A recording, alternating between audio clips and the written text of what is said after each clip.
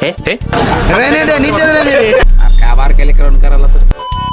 जय महाराष्ट्र. मी तुमची आगाऊ श्रावणी. आमची गाडी भनान निघाली आणि थांबली पेट्रोल पंपावर. पावल्या वेळेचे वीर उतरले. आमच्याकडे व्हीआयपी सीट मिळेल म्हटलं. जागेसाठी भांडणं करणारे लुकडे पहिलवान, मोठे ब्लॉगर स्वतःला झळकवताना. आणि असंच लहानपणी पण याला आईने उचलून आणलेलं. बघत बघत पेट्रोल भरलं आणि परत गाडी निघाली. सामनाची मांजर ओरडली.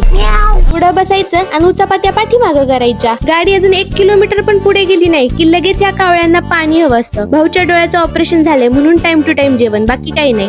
बॉडी बंद पडलेली असली म्हणून काय झालं, गरजेपुरतं कष्ट घेणार. अरे फक्त सूरच नसलेल्या सिंगरचं गाणं चालू झालं. गाडी जरा जास्त चालत होती ती यामुळेच. संध्याकाळ झाली आणि सगळे आता जेवायला बसलो. लाईट म्हणून ट्रॅव्हल्सची हेडलाईट चालू केली. जेवणाचा परिणाम बघा कसला खोलवर गेलाय. असुर सगळे. गाडी निघाली ताम्हिणी घाटातून, पण जेवण तर गाडीला पण झेपलं नाही. मग उतरली टाइमपास टोळी. ऍक्च्युली ताम्हिणी घाटातली ही भूत आहे. कशी नाचायला लागली बघा. या भूतांनी पुढे काय केलं ते लवकरच बघू.